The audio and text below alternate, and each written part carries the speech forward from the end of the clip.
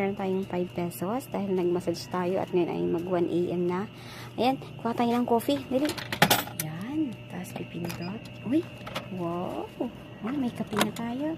May kape na. Ayan. Choco yan. Wow. May coffee na.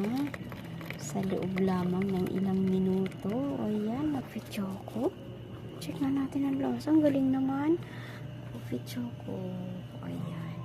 Tama tayo sa ating client at may tiwala siya sa atin na every time na meron siyang back pain, body pain, ay tayo talaga ang tinatawag niya. Bumabiyahe pa siya ng malayo para ma-home service natin. Ayan, sa bahay ni Mami. Ay, tayo na lang ang tao. At sinamahan ako ng aking anak. Ayan. Let's go home na.